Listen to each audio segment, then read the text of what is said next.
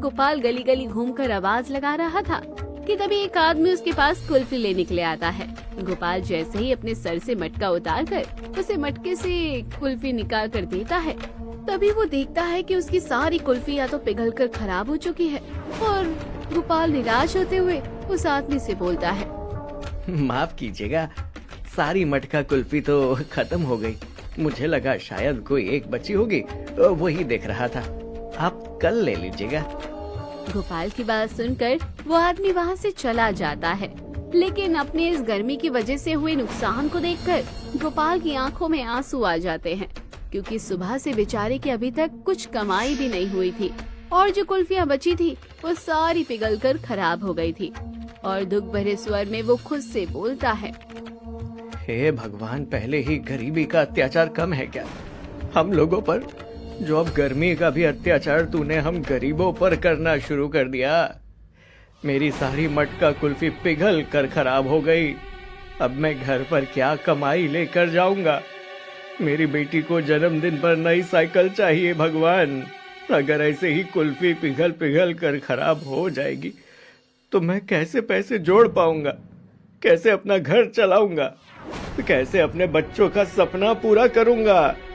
उदास हुआ गोपाल वापस से अपने घर जाता है और गोपाल को जल्दी घर आता देख पूनम जल्दी से पानी का गिलास लेकर उसके पास आती है और बोलती है, जी आप आज इतनी जल्दी घर पर आ गए हैं, सारी कुल्फी जल्दी खत्म हो गई क्या?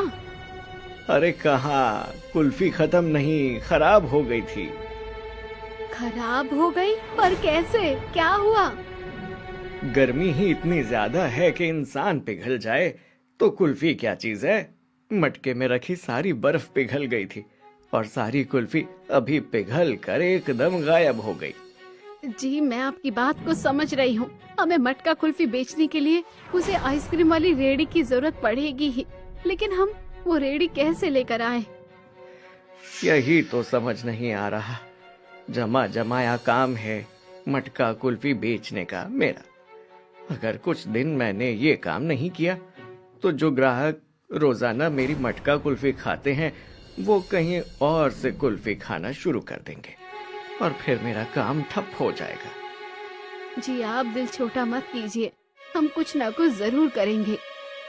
पूनम को गोपाल का ऐसे परेशान होना बिल्कुल भी अच्छा नहीं लगता है।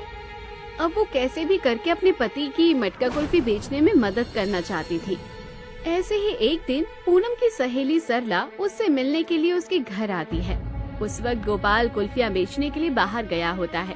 पूनम सरला को अपनी सारी परेशानी बताती है, जिस पर सरला पूनम से बोलती है, अगर तू कहे तो पूनम मैं तेरी थोड़ी सी मदद कर सकती हूँ इस काम में। कैसी मदद बताओ ना, कोई ऐसा तरीका बताओ जिससे हमारी कुल्फी या तो ज्यादा टाइम तक टिक सके और पिघलकर खराब भी ना हो। मेरे पति के पास मटका कुल्फी बेचने के अलावा और कोई दूसरा काम नहीं है इन गर्मियों में। मेरे घर पर ना मेरे ससुर की व्हील चेयर पड़ी हुई है जिस पर बैठकर वो खुद चलते हैं, वो वाली तुम इसका इस्तेमाल कर सकते हो। पर इसका इस्तेमाल कुल्फी बेचने के लिए कैसे किया जा सकता है? देखो उसका जो पीछे का हिस्सा है उसमें तुम पेटी जैसा कुछ बांध सकती हो जिसमें ज्यादा बर्फ आएगी और फिर उसे चारों तरफ से ढक देना। उसमें ज्यादा देर तक बर्फ बर्फ के रूप में ही रहेगी, पानी नहीं बनेगी और बाकी तो तुम नमक वगैरह डालते ही रहोगे। मैं तुम्हारी बात को कुछ हद तक तो समझ पा रही हूँ सरला। ठीक है, आज मेरे पति को आने दो, फिर मैं उनसे बात करती हूँ।